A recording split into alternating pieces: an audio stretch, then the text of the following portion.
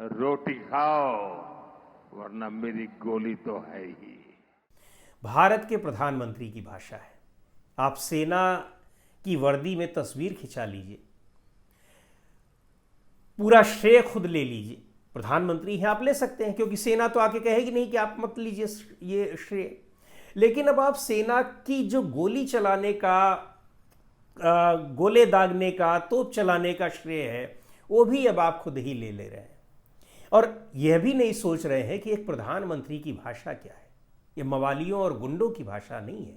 आप पाकिस्तान को ही चेतावनी दे रहे हैं, दुश्मन राष्ट्र को ही चेतावनी दे रहे हैं। हालांकि दुश्मन वो घोषित तौर पर है या नहीं है, ये भी एक कहने वाली बात है।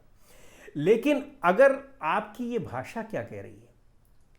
क्या सेना की वर्दी में आप फिर ये सैन्य शासक की तरह से आप बिहेव कर रहे हैं? देश का जो लोकतांत्रिक ढांचा है, देश का जो एक संवैधानिक ढांचा है, आप उसको सुपरसीड करने की कोशिश कर रहे हैं। प्रधानमंत्री का पद लोकतांत्रिक तरीके से चुना हुआ पद होता है। क्या आप उसको सैनिक की वर्दी में और सेना की भाषा बोलते हुए, किसी की चेतावनी देते हुए उसको सुपरसीड करने की कोशिश कर रहे हैं? क्या चीज़ है? इसके मायने क्या हैं?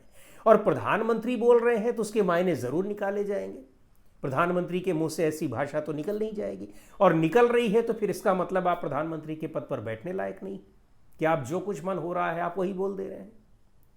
बड़ी हैरानी की बात है। और ये भाषा आप खुद सुनिए कि किस तरीके की लग रही है।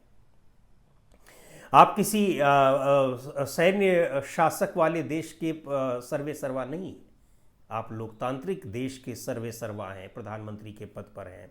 आपसे ऊपर भी कार्यपालिका के प्रमुख राष्ट्रपति भी हैं, यहाँ पर सुप्रीम कोर्ट भी है, एक सिस्टम है।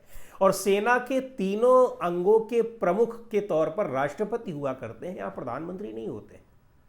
लेकिन आप उस ड्रेस में, और ऑपरेशन सिंदूर के बाद आप जाते हैं, फिर वहाँ सैनिकों के साथ फोटो खिंचवाते हैं। ठीक है, आप उनका मनोबल बढ़ा रहे हैं उन्हीं की ड्रेस में, लेकिन मेरी गोली तो है ही, यानी गोली भी आप ही मार रहे हैं, तोप भी आप ही चला रहे हैं। और जो तस्वीर आप हेलमेट कांख में लिए हुए जा रहे हैं, इसका मतलब आप सच में वहाँ गोले दाग कर आ रहे हैं।